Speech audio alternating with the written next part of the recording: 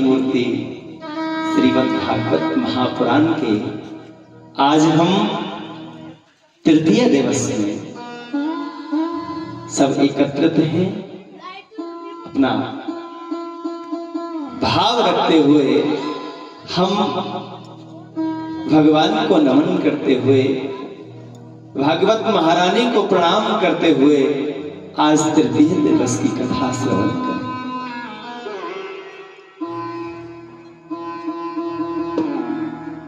मंच पर विराजमान सभी आचार्य वृंद, संगीत आचार्य वृंद, राधा समान, सीता जी के समान पवित्र मेरी मातृशक्ति, कृष्ण स्वरूपा सभी भक्त जनों को उनके हृदय में विराजमान राधा माधव के चरणों में मेरा कोटि कोटि नमन। सभी को अनंत अनंत श्री राधे श्री राधे। कहते हैं कि भाग्य उदय बहुजन्म समर्जिते, सत्संग मन चलवते पुरुषो यादा हुई। जब हमारे अनंत जन्मों के पुण्य उदय होते हैं तो ऐसे सुअवसर हमें प्राप्त होते हैं। बड़भागी हैं वो लोग, वो भक्त, वो मातृशक्ति अपने अन्य अन्य कार्यों में व्यस्त रहते हुए भी भगवान के गुणानुवाद सुनने के लिए, भगवान के सुललित मधुर प्रसंगों को सुनने के लिए और भागवत महारानी को सुनने के लिए आप यहां पधारे। मैं मेरे हृदय की गहराइयों से अनंत अनंत प्रभु से मैं कामना करता हूं, हे प्रभु, इस पांडाल में जितने भी भक्त भागवत श्रवण करने आए हैं, हे मेरे गोपाल, उनके धन में, धान्य में, संतान में कहीं कोई प्रकार की कसर मत छोड़ना प्रभु, कसर मत छोड़ना। उनके धन दिन दूना और रात चौगना बढ़े, कहीं किसी प्रकार का कलेश कष्ट उनको महसूस न हो। मैं गोविंद के चरणों में ये नमन करता हूं, प्रभु, इस कली काल में भगवान नाम संकीर्तन, भागवत कथा, प्रवचन सुनने के लिए अगर हम समय निकाल रहे हैं, ये बहुत मुश्किल से हो पाता है, बहुत मुश्किल से हो पाता है। हम सभी कार्य कर सकते हैं, उनके लिए हमारे पास में समय है, लेकिन इस कलयुग ने हमारी बुद्धि को भ्रमित कर दिया। महाराज, पास में कथा हो रही है, भागवत हो रही है, और हम सोचते हैं अब ये तो अविल रूप से बहने वाली रस की सरदा है, भगवान अमृतमयी कथा की बहती हुई नदी है, इसमें जो गोता लगा लेगा वो धन्य हो जाएगा, धन्य हो जाएगा। इसलिए मेरा तो सबसे करवत्य निवेदन है, दुनिया के काम तो चलते रहेंगे, ये कार्य, ये समय रुकने वाला नहीं है, ये अपनी गति से चलेगा। लेकिन ये भागवत ज्ञान यज्ञ है महाराज। किसी भी सदग्रंथ को ज्ञान यज्ञ की उपाधि नहीं दी गई, सिर्फ भागवत जी को ज्ञान यज्ञ बनाया। ये ज्ञान यज्ञ है, और किसके द्वारा लिखा? ज्ञानियों में अग्रणी वेदव्यास जी के द्वारा ये लिखा गया, जिनको ज्ञानावतार कहते हैं। ऐसे कृष्ण द्वैपायन भागवत जी में उन्होंने जो भाव लिख दिए महाराज, एक एक शब्द बताते हैं कि भागवत जी का जो एक एक श्लोक है वो कृष्ण है, और जो अर्थ है वो परम्बा श्री राधा रानी। ये प्रभु का साक्षात विग्रह है महाराज, साक्षात ब्रह्म है। जब भगवान अपनी लीलाएं संपूर्ण करने के लिए इस धराधाम पर आए, और जब यहां से जाने लगे, उद्धव जी ने आकर के पूछा कि प्रभु हमें आप कहां मिलेंगे? अरे मेरा मिलना कैसा, मैं ना तो आता हूं और ना जाता हूं, किसका आना किसका जाना महाराज? मैं अगर मिलूंगा तो भागवत जी में मिलूंगा। जो ज्योतिपुंज मेरे प्रभु के विग्रह से निकला, और महाराज मेरी भागवत महारानी के में समा गया। ये कृष्ण है साक्षात, इसको पोथी नहीं माने, इसको पुस्तक नहीं माने, ये तो साक्षात ब्रह्म है, मेरा गोविंद है साक्षात। जितने भी हम कार्य करते हैं, अगर कहते हैं महाराज भागवत जी का एक श्लोक भी हमारे कानों में पड़ जाए तो हमारा जीवन धन्य हो जाएगा, जीवन धन्य हो जाएगा। एक श्लोक भी हमारे कानों में चला जाए महाराज, और संपूर्ण भागवत हम श्रवण कर लें। मैं आपसे निवेदन करना चाहता हूं, दुनिया के जितने भी कार्य हैं, मैं कल निवेदन कर रहा था आपसे, जितने भी नाते हैं, जो रिश्ते हैं, आप श्रवण कर रहे थे कल,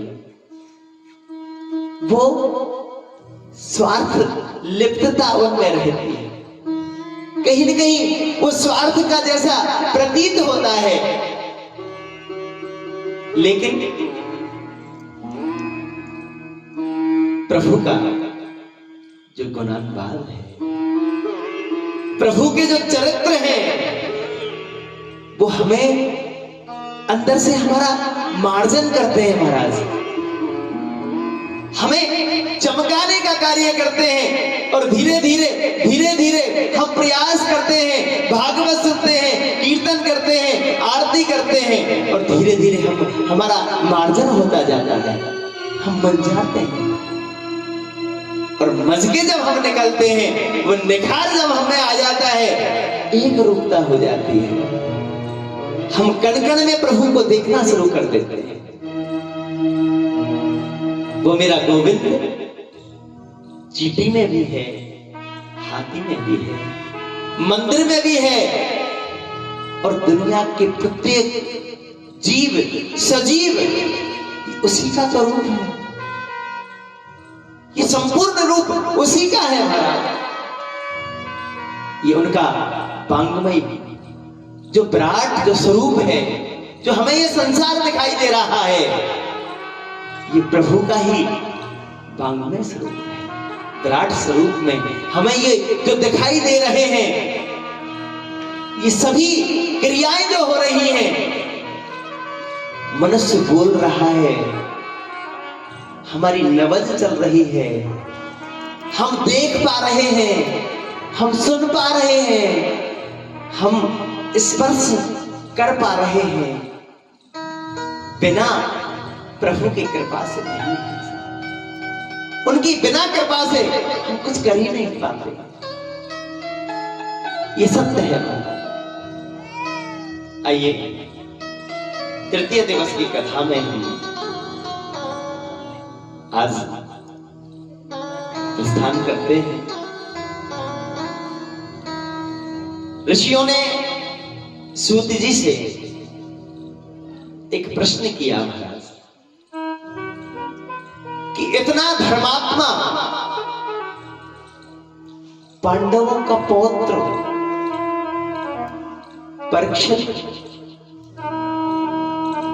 जिनका जन्म हुआ और जन्म होते ही पालती लगा करके बैठ गए, और भीड़ में ये देख रहे हैं पालती लगा करके बैठ गए, और इधर उधर जब वो देखने लगे तो महाराज मां कुंती से रहा नहीं गया।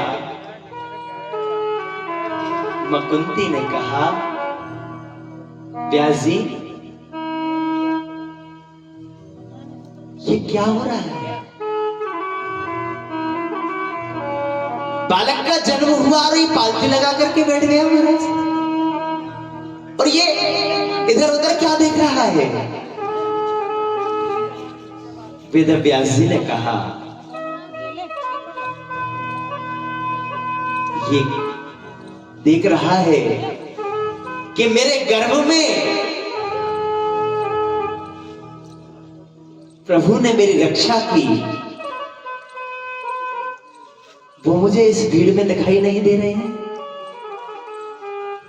परितय इच्छा थी, इसकी इच्छा रखने के कारण ही परीक्षित का नाम परीक्षित हुआ। ऐसी इच्छा रखी उन्होंने कि मैं गोविंद के दर्शन करूं, जो गर्भ में जाकर के मेरी प्राण रक्षा करी, वो इस भीड़ में दिखाई नहीं दे रहे महाराज। ये ऐसी इच्छा रखने के कारण इनका नाम परीक्षित हुआ।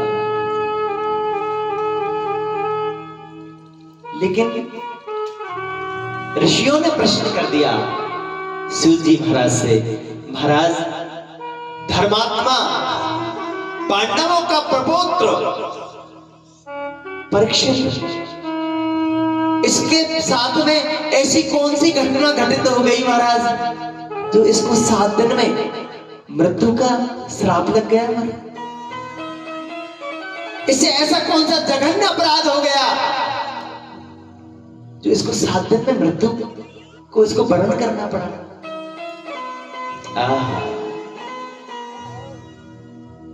सूत जी के तो नैन सजल हो गए, सजल हो गए, और सूत जी कहने लगे, ऋषियों आपने ये जो कथा पूछी है इसने मुझे रुला दिया। इतना धर्मात्मा राजा जिसकी प्रजा में इतना सुकून था महाराज, वो रात्रि में राजा परीक्षित तीसरे पहर में जाग जाते और नगर का भ्रमण करते महाराज, और भेष बदल करके, मुझे कोई पहचान नहीं ले, और भेष बदल कर जाते और पूछते, यहाँ का जो राजा है वो कैसा है, आप बताएं।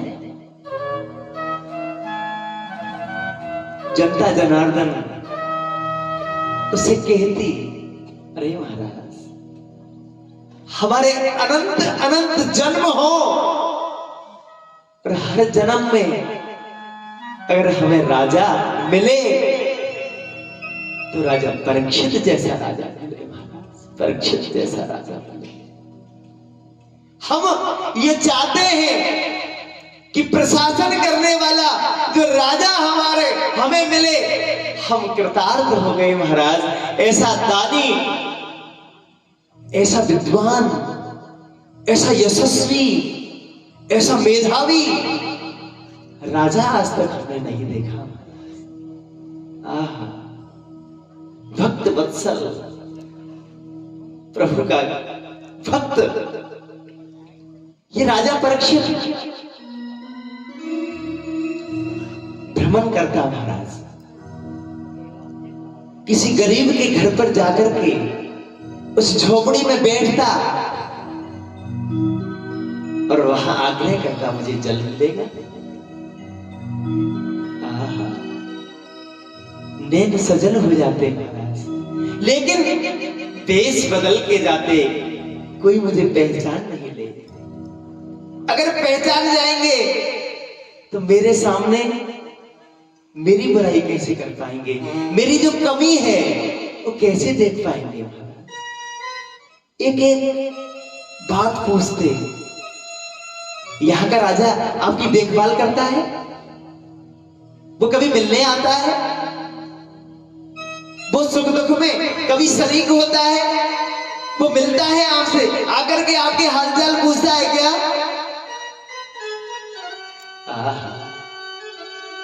सबने कहा कि अरे महाराज आप हालचाल की बात पूछते हैं। अरे हालचाल तो उस समय पूछना होता है जब महाराज हमें कोई कमी हो। हमारे जीवन में कोई कमी राजा के होते हुए है ही नहीं। जीवन में दुख है, दरिद्रता है, हमने कभी देखा ही नहीं। दरिद्रता तो दूर दूर तक नहीं देखा। ऐसा पूरा साम्राज्य महाराज राजा परीक्षित का, और महाराज परीक्षित से ऋषियों ने पूछा, ऋषि पूछ रहे सूत जी से, और सूत जी कह रहे हैं राधे राधे, जय हो, अभिनंदन है, स्वागत है। और महाराज सूत जी ने बताना शुरू किया, ऐसा मेधावी, ऐसा प्रतिभावान राजा, और जिसको 7 दिन में मृत्यु का जो श्राप लग गया ना, ये हम कथा सुनना चाहते हैं, हम कथा सुनना चाहते हैं ऐसे राजा की जो इतना भाव प्रधान है, भाव वाला राजा है, और उसको 7 दिन में मृत्यु का जो श्राप लग गया। ये घटना कैसे घटित हो गई? इतना मेधावी राजा, इतना यशस्वी राजा, उससे ऐसी भूल कैसे हो गई महाराज? हम ये सुनना चाहते हैं। और महाराज सूत जी ने कथा सब सुनाना प्रारंभ किया। उस समय सूत जी कह रहे हैं कि हे ऋषियों, जब भगवान यहां से साम्राज्य पूरा जब स्थापित हो गया पांडवों का, तो माता कुंती से, राजा युधिष्ठिर से हाथ जोड़ करके मेरे गोविंद ने विदाई मांगी। मुझे अब यहां नहीं रुकना चाहिए, क्योंकि मेरे द्वारकावासी हैं, वो भी तो मेरी प्रतीक्षा कर रहे हैं, उन्हें भी तो मुझे सुख प्रदान करना है। मैं उनको मेरे दर्शनों से बहुत समय तक वंचित रहूं, मैं रखूं, ये भी तो सही बात नहीं है। इसलिए मुझे जाने की आज्ञा प्रदान करेगा। यहां जब जन्म हुआ परीक्षित का, उस समय कहते हैं कि भगवान उस परीक्षित को, हमारे यहां कहते हैं ब्रज में तो उसको छोचिक कहा जाता है, और हमारे यहां जामना कहते हैं। जब जन्म होता है कुर्ता टोपी लेके आते हैं ना महाराज, जब कुर्ता टोपी लेकर के मेरा गोविंद आया है, मेरे बुआ के पपौत्र हुआ है, आहा, मेरा गोविंद चल करके आए, कुर्ता टोपी ला करके बुआ जी को दिया। और महाराज जैसे ही उस बालक को माता कुंती ने मेरे गोविंद के जब गोदी में दिया, और जैसे ही ये छोटा सा नन्हा सा परीक्षित भगवान की जो गोदी में आया महाराज, तो वो तो खिलखिल खिलखिल करके हंस गया, और खिलखिल करके हंसा। तो माता ने पूछा, अरे महाराज कैसा अजीब बालक है, ये आपकी गोदी में जाकर के हंस गया, ऐसा अनूठा ये बालक यहां से। और महाराज अर्जुन से भगवान ने कहा, अर्जुन क्या मेरे साथ आप द्वारका चलोगे? अर्जुन ने कहा कि कौन मना करता है, आपकी सानिध्य, आपका सत्संग, आपका संग हमें मिले, कौन मना करेगा महाराज। आज महाभारत के पूरे युद्ध में महाराज मेरे गोविंद ने रथ हाँका। एक निवेदन आपसे करूं, कितना करुणावान है जो अपने भक्त के लिए रथ हाँक सकता है। और जो रथ का सारथी होता है ना महाराज, और रथ के ऊपर जो सवार होता है, यहां एक मैं निवेदन करूं आपसे, जब रथ का चालक होता है, वो चालक मेरे गोविंद हुए, और रथ पर जो सवार है वो अर्जुन हुए। और अर्जुन को जब रथ को इधर घुमाना होता था, तो रथी जो होता है महाराज वो उंगली से इशारा नहीं करता, क्योंकि उसको तो लक्ष्य का ध्यान रहता है। तो महाराज पैर के अंगूठे से उसको स्पर्श करना होता है। अर्जुन ने प्रभु को पैर के अंगूठे से स्पर्श किया, उनको दिशा बताई, इधर चलना है, उंगली नहीं, पैर के अंगूठे से स्पर्श किया। महाराज कितना करुणावान है। आज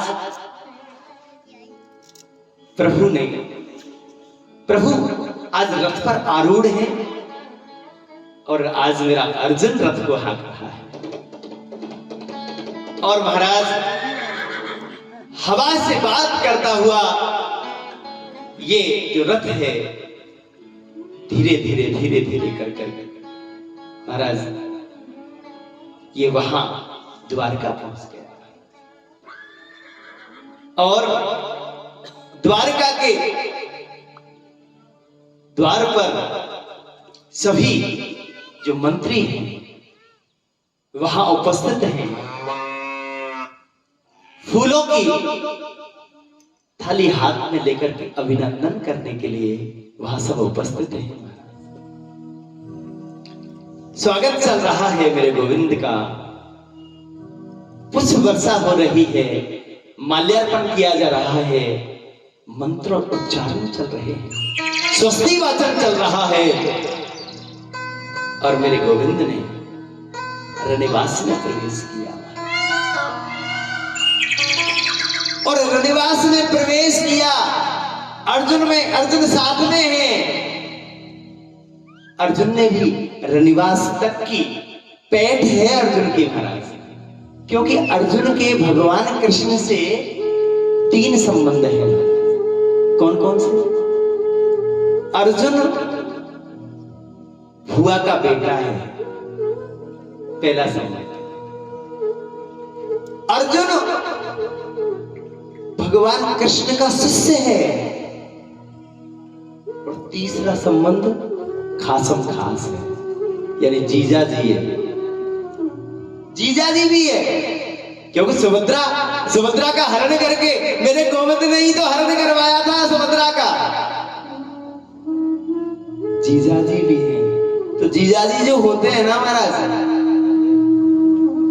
कहते हैं कि जमाई जो होता है और जीजा होता है, इनकी अंदर तक पैठ होती है महाराज, अंदर तक जा सकते हैं।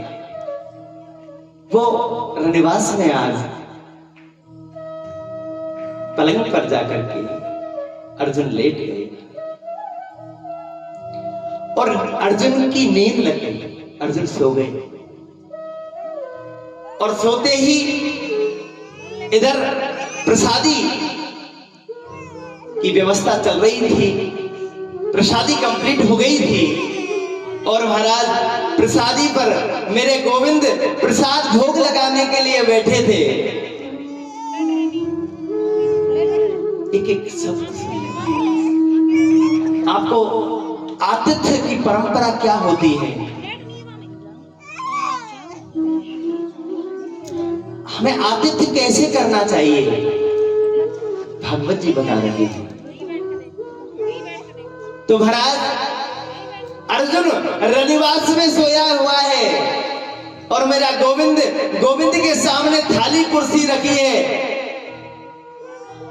रानियों ने कहा आरोगो महाराज, प्रसादी लो। नहीं, जब तक मेहमान घर में है, अर्जुन आज मेरा मेहमान है, मेरा अतिथि है, और जब तक महाराज अर्जुन भोजन नहीं करे मैं कैसे भोजन करूं। ये आतिथ्य की परंपरा रही है मेरे देश की।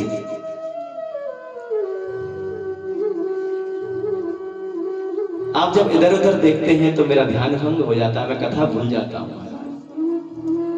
ये कनेक्शन सीधा रहना चाहिए। जब इधर उधर जब होता है ना तो फिर मैं कथा भूल जाता हूं। आपकी नजरों से मुझे शक्ति मिलती है महाराज, मुझे कहने की सामर्थ्यता मिलती है, मैं कह सकता हूं कुछ।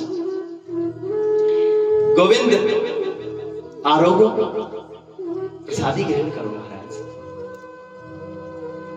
भगवान ने मना कर दिया, जब तक अतिथि घर में है जब तक मैं कैसे भोजन कर सकता हूं। और ये हमारा धर्म है, गृहस्थ का ये धर्म भी है कि जब तक मेहमान घर में है, जब तक मेहमान हमारे घर में एक भी सदस्य जो मेहमान आए हैं, बाहर से आए हैं, वो प्रसादी नहीं पाले महाराज, प्रसाद ग्रहण नहीं कर ले, तो ये हमारा धर्म नहीं है। ये धर्म नहीं है हमारा कि हम बिना मेहमान के, जो बाहर से आया है, पहले उसको प्रसादी हमें पिलानी है, वो प्रसाद पाले, उसके बाद हमें प्रसादी पानी चाहिए। महारानी रुक्मणी ने कहा, प्रभु आप आरोगो, मैं अर्जुन को बुला के लाती हूं। बड़े भाव से सुनना, बहुत सुंदर प्रसंग है महाराज। आज हमें पता लगेगा कि आतिथ्य की सेवा, आतिथ्य कैसा होना चाहिए महाराज। पर ऐसा आतिथ्य तो सबको।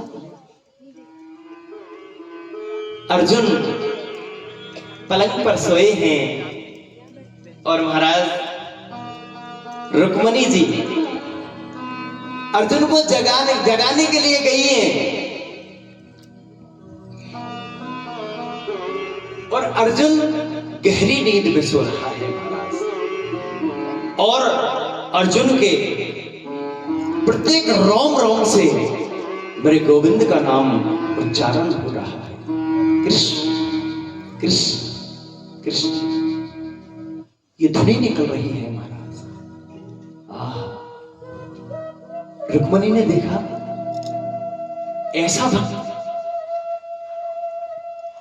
सोते हुए भी जिसका अजपा जाप चल रहा है, ऐसा भक्त मैंने दुनिया में बहुत देखे, लेकिन अर्जुन जैसा भक्त नहीं देखा महाराज। सोते हुए भी मेरे गोविंद का गुणानुवाद कर रहा है। वो तो महाराज जगाना ही भूल गई। बहुत समय हुआ,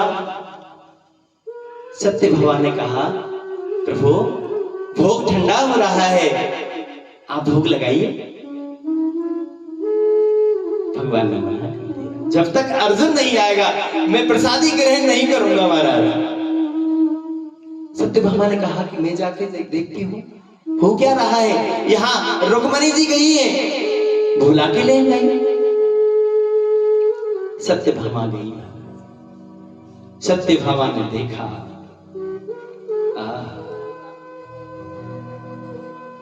अर्जुन पलंग पर सोए हुए हैं, कृष्ण नाम की धुन निकल रही है। श्री कृष्ण गोविंद हरे मुरारे, हे नाथ नारायण वासुदेव।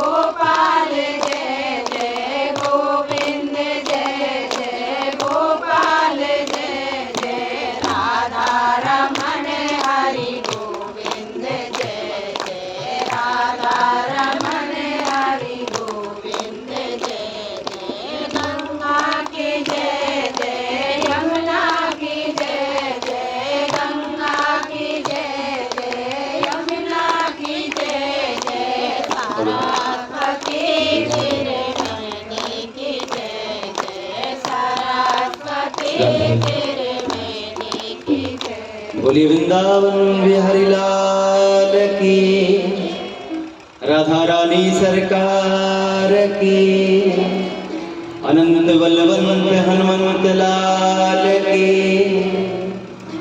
सर्वदेव गौ माता की जय, राजा रामचंद्र भगवान की जय। जय श्री राधे, जय जय श्री राधे, जय जय श्री राधे श्याम।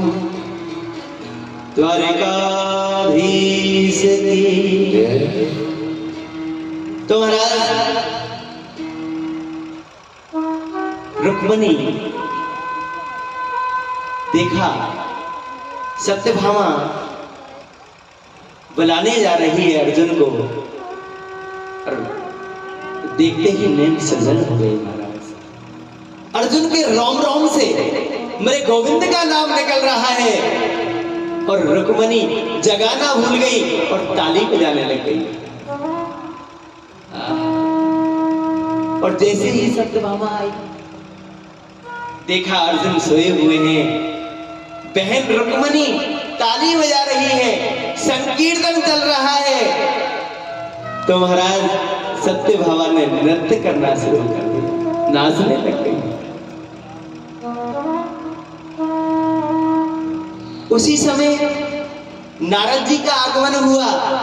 नारद जी आए, भगवान से कहा प्रभु भोजन की थाली सामने रखी है, भोजन करिए महाराज, भोजन आरोगी है। नहीं नारद जी, मेरा जब तक अतिथि अर्जुन भोजन नहीं करेगा, मैं कैसे भोजन प्रसादी पा सकता हूं।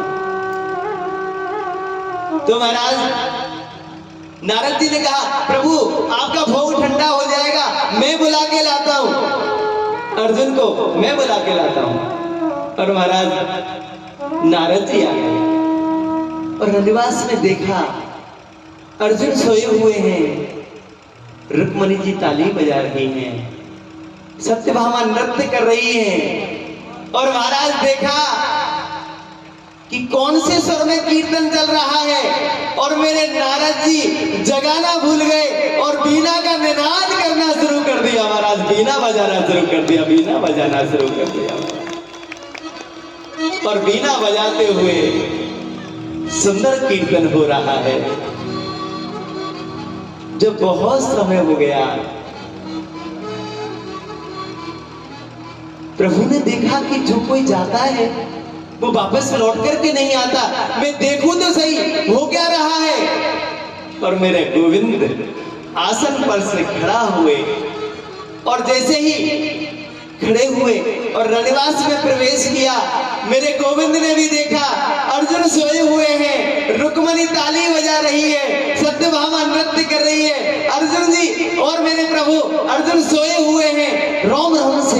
कृष्ण ध्वनि निकल रही है और नारद जी बीना का निनाद कर रहे हैं। उन्होंने देखा, आहा, मेरे गोविंद चरणों में बैठ गए। और जब ये दृश्य देखा, अर्जुन के एक एक रोम से मेरा नाम उच्चारित हो रहा है, मेरा रोम रोम, अर्जुन के रोम रोम से कृष्ण नाम स्फुट हो रहा है महाराज। तो मेरे गोविंद से रहा नहीं गया, मेरे गोविंद भी जगह ना भूल गए और अश्रुओं की धार में चली और रोने लगा मेरा गोविंद, मेरा कन्हैया रोने लगा। और जैसे ही रोने लगे, अश्रु आए, अश्रु जैसे ही, और महाराज अर्जुन के पैर पर जाकर के गिरे। अर्जुन खड़े हो गए, ये क्या हुआ प्रभु? और प्रभु को देखा, मेरे गोविंद अर्जुन के पैर दबा रहे, पैरों का चापा कर रहे। अरे प्रभु आप ये क्या कर रहे हैं? मेरे पैरों को छोड़िए महाराज, मेरे पैरों को, मेरे पैरों को आप ये, आहा, तेरे जैसा भक्त मुझे कहां मिलेगा अर्जुन? तू तो मेरा अग्रणीय भक्तों में से है। अरे प्रभु ये तो आपका बड़प्पन है गोविंद, ये आपकी कृपा है। ये सब जो दिखाई दे रहा है ये आपकी माया ही तो है प्रभु। आप चाहो तो फकीर को राजा बना सकते हो, और अगर आप चाहो तो राजा को फकीर बना सकते हो। ये काम तो आपकी नजरों का है। अगर आपकी कृपा हो जाए तो दर दर की ठोकर खाने वाला व्यक्ति भी राजा बन सकता है, और अगर आपकी कुदृष्टि हो जाए तो कितना बड़ा राजा क्यों ना हो, वो जमीन बना सकता है। और महाराज आज द्वारिका में एक घटना घटित हो गई। मेरे गोविंद का बहुत बड़ा परिवार है, बहुत रानियां हैं, और प्रत्येक रानी को बताते हैं कि 11 पुत्र पैदा हुए। बहुत बड़ा कबीला है मेरे गोविंद का। अब आगे आप जब सुदामा की कथा सुनोगे ना महाराज, उस समय पता लगेगा आपको कि भगवान का परिवार कितना बड़ा है। मेरा सुदामा तो आशीर्वाद दे दे करके थक गया, महाराज गिर गया। इतना बड़ा परिवार है मेरे गोविंद। एक जो पुत्र हैं बड़े यशस्वी हैं, मेधावी हैं, सुंदर हैं।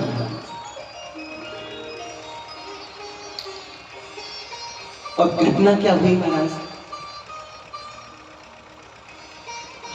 भगवान बैठा करके अपने पुत्रों को, उनको ज्ञान चर्चा करते हैं, उनको हमें समाज में कैसे जीना चाहिए, कैसे हमें व्यवहार करना चाहिए, ये प्रभु बता रहे हैं।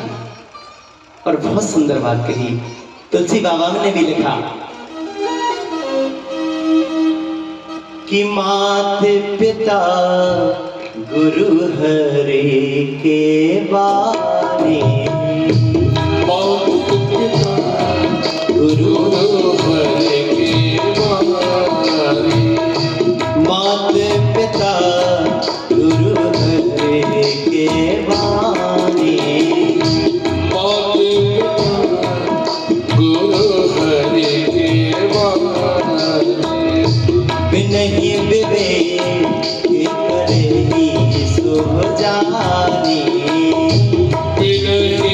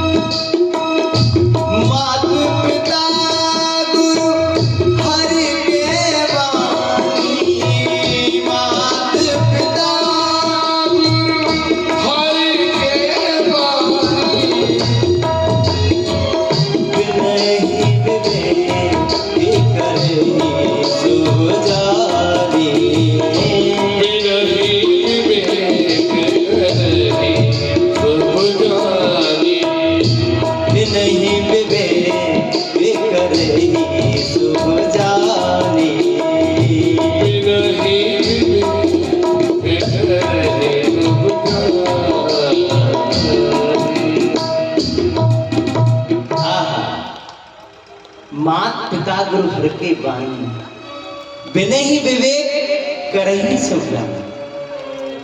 बहुत सुंदर उपदेश। आहा, माता पिता इनकी वाणी जो होती है महाराज, इसको हमेशा शुभ मानिए। कोई भी दुनिया के माता पिता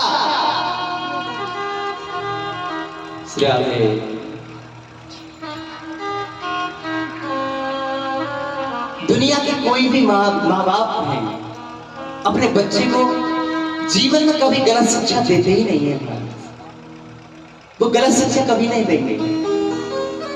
इसलिए तुलसीदास जी को लिखना पड़ा कि माता पिता गुरु हरि के बानी। माता पिता गुरु और हरि यानी भगवान, ये चार जो होते हैं महाराज, इनकी वाणी पर बिना विवेक, बिना कोई दिमाग लगाए विश्वास कर लेना चाहिए। विश्वास कर लेना चाहिए, क्योंकि माँ तो सबकी माँ होती है। इसमें मुझको क्या कहना है, और कहना है तो बस ये कहना है, मेरी माँ का क्या कहना है, मेरी माँ का क्या कहना। इसलिए बिना ही विवेक, बिना अपने दिमाग का उपयोग किए इन चारों की बातों को मान लेना चाहिए। इनमें दिमाग हमारा नहीं लगाना चाहिए। लेकिन हम सबसे ज्यादा, हमारी विडंबना ऐसी हो गई महाराज कि हम सबसे ज्यादा दिमाग ही इनमें लगाते हैं। पिता ने कोई शब्द कह दिया, ये क्यों कहा? अरे उनका अधिकार है, तो कह सकते हैं। आपको पाल पोस के बड़ा किया है उन्होंने, उनका इतना भी अधिकार नहीं है क्या? अधिकारों से वंचित मत होइए महाराज। ये पहाड़ की ओट है। कोई भी विपदा जब आती है महाराज, तो पहले पहाड़ से टकराती है वो, और पहाड़ इतना अड़िग रहता है महाराज कि कितनी भी बड़ी विपदा हो उसको चूर चूर कर देता है,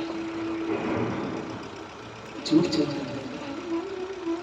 कोई भी आफत बालक को छुए तक नहीं, वही रुक जाती है, अड़िग रहता है पिता। माँ का तो दायित्व है ही, लेकिन पिता का जो दायित्व है ना सज्जन, बहुत उच्च है।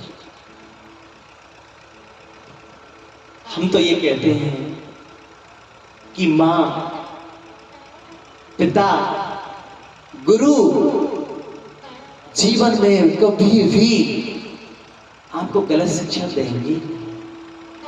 गुरु तो हमेशा चाहता है कि ये मेरा शिष्य उत्तरोत्तर वृद्धि। सामने जो छवि लगी है मेरे गुरु महाराज की है, उनका सानिध्य जब से मुझे प्राप्त हुआ, मैं क्या बताऊं, मेरा जीवन तो धन्य हो गया।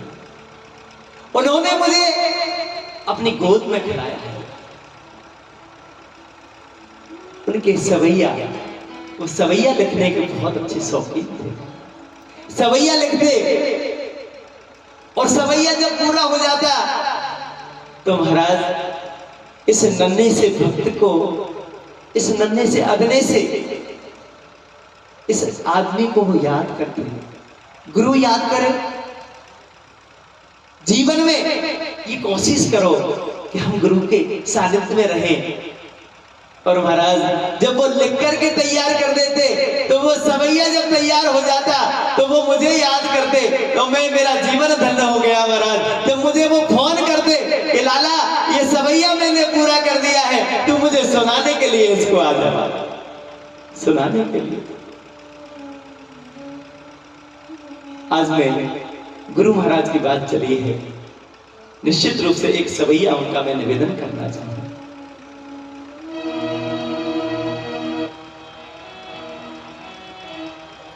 कि हती चोखी सी बैठी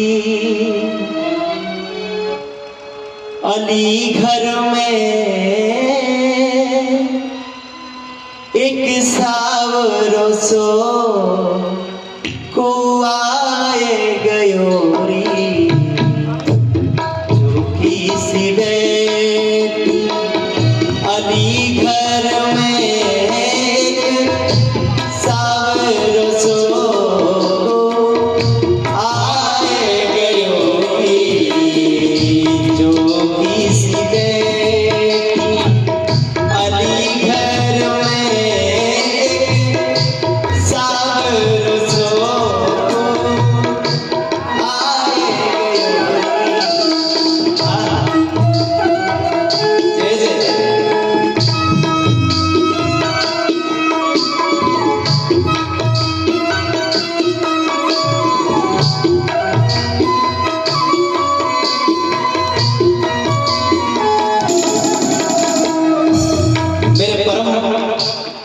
श्रद्धे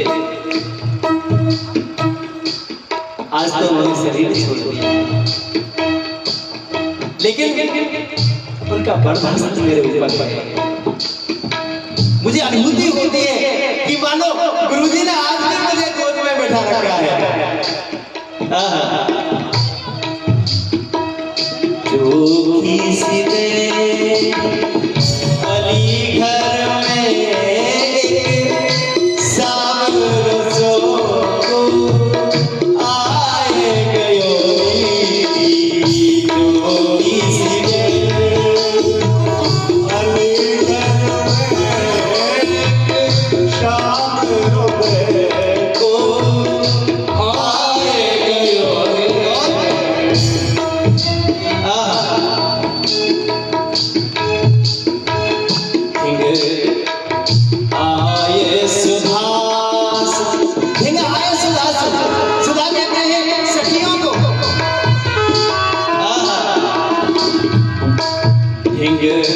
आये सुधासु सनीवतिया कहीं माधुर्या मुस्काए गयो।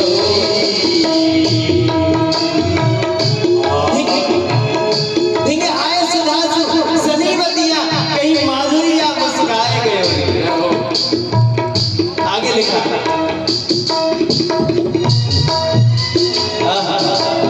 एक एक शब्द महाराज पका हुआ है।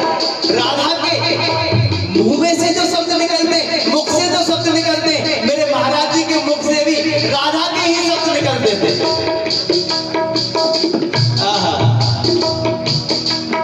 जब ही ते न जाने भयोरी कहा,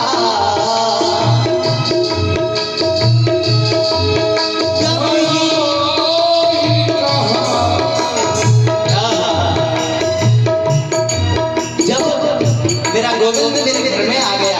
एक सखी कह रही है कि जब लाला मेरे घर पे आ गए और सखी जब वो आए तो मैं तो बेचैन हो गई महाराज। तब ही ते न जाने भयोरी कहा, छिन में मोहे बोरी बनाए गयो।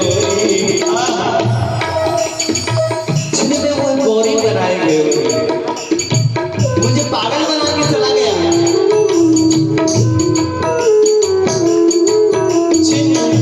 मैं मोहे गोरी बनाए गयो। कह रही है वह आवे नदी खेना चैन पर, और जब से वो मेरी नजरों से ओझल हुआ, गागा में शामिल कर दिया मैं। बहे आवे नदी खेना चैन पर, जाने कौन सी आग लगाए गयो। बहे आवे नदी खेना चैन पर, जाने कौन सी आग लगाए गयो। आवे नदी खेना चैन पर, जाने कौन सी आग लगाए गयो।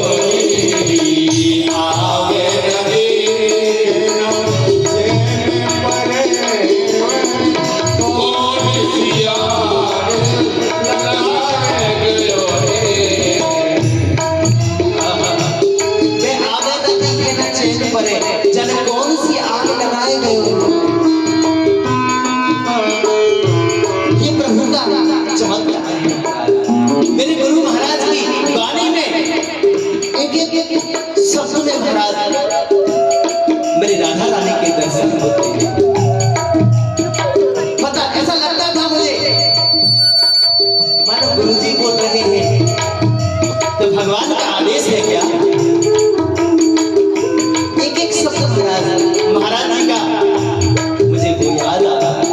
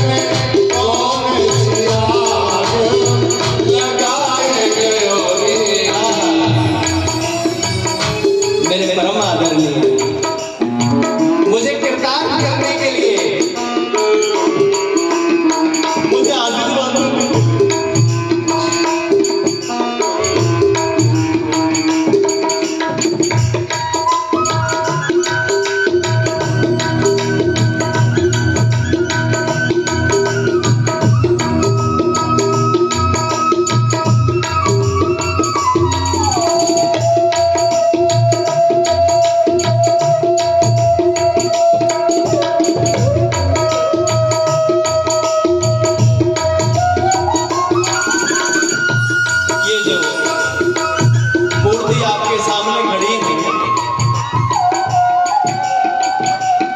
इन्होंने मेरे परिवार को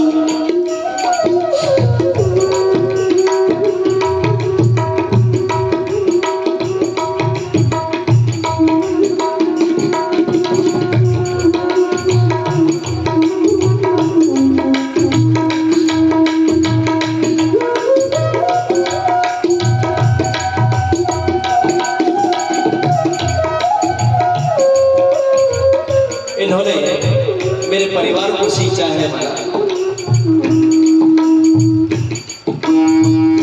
जिस प्रकार से पितामह भीष्म ने अपने पूरे खानदान की रक्षा के लिए अपना सब कुछ दांव पर लगा दिया महाराज, ये परम आदरणीय है। इन्होंने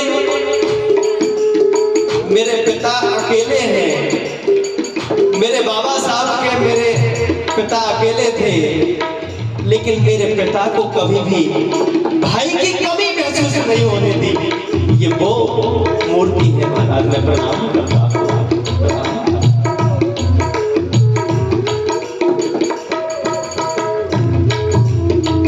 आवे नदी के ना चैन पर कौन सिया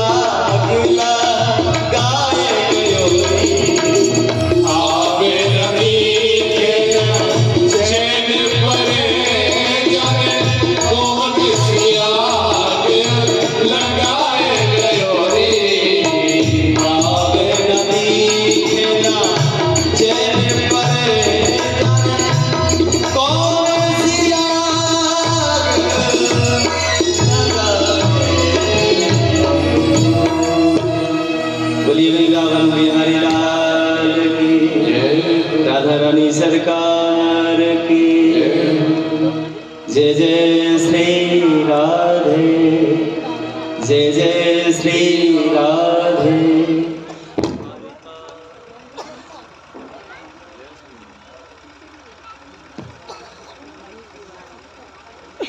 श्री राधे राधे। तो मैंने आपको मेरे जो गुरुजी हैं उनकी जो शब्द रचना है ऐसा अनोखा लिखते थे, और महाराज जब लिखते थे, एक बार मंदिर में एक बहुत बड़ा कार्यक्रम हो रहा था, वजीरपुर महाराज विराजते थे, तो संगीत के कुछ मर्मज्ञ लोग आए, वो घटना मुझे याद आती है। और संगीत के बड़े विद्वान हम उनके सामने कहीं नहीं लगते, और महाराज संगीत के वो मर्मज्ञ क्लासिकल संगीत गाने वाले थे महाराज, अब हमारी तो कहां उनके सामने पेश जाने वाली थी। तो महाराज जी ने उनसे कहा कि भैया देखो क्लासिकल कार्यक्रम बाद में होगा, आप मुझे मेरे लिखे हुए सवैया सुनाओ। अब महाराज उन्होंने सवैया अपना अपना तरीका होता है महाराज। अब हमारे मोहन जी हैं, इनका क्या अंदाज है महाराज गाने का, आहा, तबला वादक हैं भैया, पैड बजा रहे हैं, क्या आनंद है, अपना अपना अलग तरीका होता है महाराज। लेकिन वो संगीत के मर्म को जानने वाले थे महाराज, इसमें कहीं दोहराए नहीं। और जब वो कहा कि आप मुझे मेरे लिखे हुए सवैया सुनाइए, तो महाराज उन्होंने अपने हिसाब से सवैया सुनाया, पर मेरे महाराज जी को वो सवैया रास नहीं आया। रात्रि के 11:30 बजे होंगे महाराज, उन्होंने मुझे फोन किया महाराज आश्रम से कि लाला मेरी सवैया सुनने की इच्छा हो रही है, ये कलाकार जो आए हैं इनको सुना के बता सवैया कैसे गाया जाता है। अरे महाराज ये आपने क्या कह दिया, ये संगीत के मर्म को जानने वाले हैं, मैं तो इनके आगे नगण्य हूं महाराज, मेरी क्या औकात है। लेकिन जिसके गुरुजी का बड़हस्त जिसके ऊपर हो महाराज, मैं सत्य बता रहा हूं आपको, गुरुजी का बड़हस्त, गुरुजी का आशीर्वाद मेरे ऊपर था। और महाराज मैंने जो सवैया गाया, उस दिन का गाया हुआ सवैया आज भी मुझे रोमांचित कर देता है, मेरे रोम रोम खड़े हो जाते हैं। इसलिए मैं कभी इस सवैया को गाता हूं ना महाराज, महाराज जी की छवि मेरे सामने होती है। इसलिए कहा माता पिता गुरु और हरि, इनकी वाणी को बिना विवेक लगाए इन पर विश्वास कर लेना चाहिए, विश्वास कर लेना चाहिए। आज मेरे गोविंद ने सभी अपने पौत्र पुत्र सभी को पास में बिठाया, और बैठाने के बाद में उनसे कहा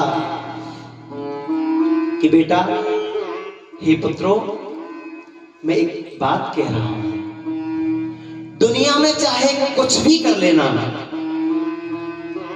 आप से जो जघन्य अपराध भी हो जाएगा वो क्षमा हो जाएगा, लेकिन जीवन में किसी संत का अपमान मत कर देना, अपमान मत कर। अगर संत का अपमान अगर तुमने कर दिया तो मैं नारायण होते हुए भी, तुम्हारा पिता होते हुए भी मैं तुम्हारी रक्षा नहीं कर पाऊंगा, मैं रक्षा नहीं कर पाऊंगा। इसलिए जीवन में ध्यान रखो, संत का कभी अपमान मत कर देना, संत का अपमान मत कर देना। संत की जो कोशिश करो, संत का क्षण और अन्य का कण कभी बर्बाद मत करो। अरे संत मिले तो ये पूछो कि भगवंत कैसे मिलेंगे।